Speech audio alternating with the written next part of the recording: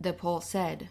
I mean, that's who he is. We can't kid ourselves. That's what he would do. I mean, it's come to this. The Republican Party has devolved into their sort of fascist, crazy, I mean, it's almost worse because it's like Putin, but without any... I don't want to compliment Putin, but, I think Donald Trump... It's like Trump... Putin without any brain cells. Right? I mean, I think Donald Trump might...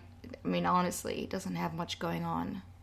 He's not bright. He makes Sarah Palin look really on top of things.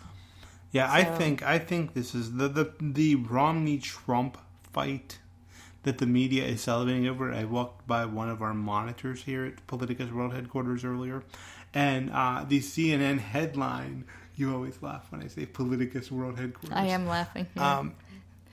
The CNN headline was, Trump and Romney in extraordinary war of words. Extraordinary. Yeah. What is extraordinary about a serial liar who wouldn't release his tax returns, who basically, remember the Jeep moving overseas lie that wasn't true? Yeah. Who basically spent an entire presidential campaign and won a nomination by changing his positions the same day he would utter them. Yeah, he's no different than Trump, except Trump is... What is so extraordinary about a serial liar fighting with another serial liar? Right. That's what it is. You're right. What's so great about that? The cage match of serial liars. One looks like a clown. One looks like a businessman, but underneath they're the same. It's the same exact person. They are. And as you said the other day, I can't remember if this is on air or off air, about how Trump is really Romney with charisma. Yeah. That's what I see. I mean, poor Mitt Romney had no charisma.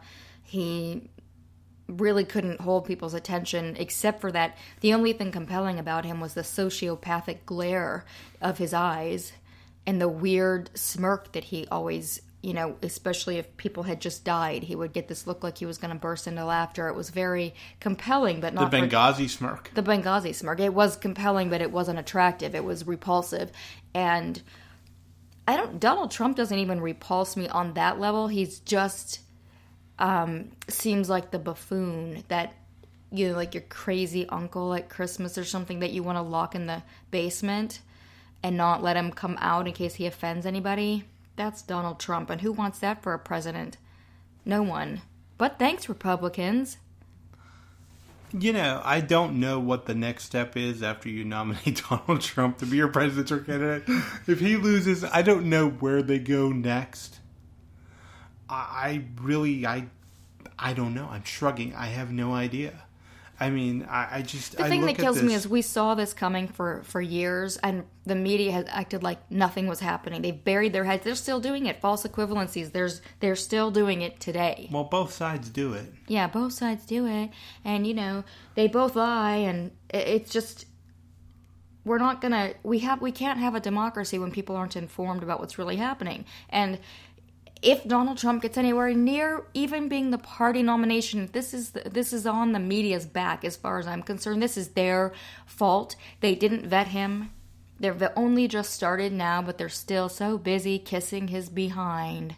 They can't, stop for a second to look at how he's treated, how he got where he is, how he's treated people, to investigate some of these accusations that have been made against him. This is a man whose wife said that he raped her, held her down, hurt her while he was having sex with her in a very angry way. And then she took that back, of course, because she was, had signed she wouldn't say anything, and confidentiality agreements in the settlement. However, that clearly doesn't mean that she didn't feel that way at the time. It was in the deposition, and it was very specific in the way that the truth usually is and lies are not, that he grabbed her hair and pulled her down on the bed. I mean, that man should be nowhere near the presidency, but we need to wrap this up because we've got to get ready for the crazy clown show that will be on Fox News.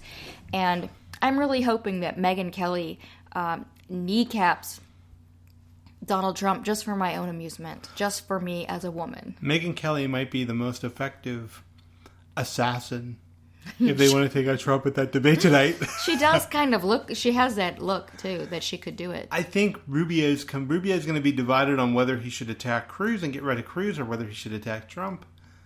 Cruz is just But Rubio is that he's that two-faced person. You just can't trust him. I mean, yeah, everyone hates Ted Cruz, but Rubio is sort of that person who will tell you something to your face and turn around and do something completely different. Cruz is just going to go pedal to the metal after Trump. Oh, he's vicious. Yeah, I'm kind of looking forward to that. He's as vicious as Trump. Yeah, he is. I'm looking forward to it. They're both the same kind of sort of deplorable character. And they both represent the Republican Party really well. Yes, they do. The con artist circus act of Ted Cruz versus the just plain circus act, reality TV show circus act that is Donald Trump. So thank you for joining me this afternoon to discuss what we can anticipate. Everybody rub your hands together. It's going to be a Republican takedown of each other. We don't have to do anything. You could just sit back and watch it and be glad this is not your party. Spending 20 minutes with you is the highlight of my day. So thank you for having me. You're so sweet. Oh, thank you so much, everybody, for joining us, and we will talk to you hopefully after the debate.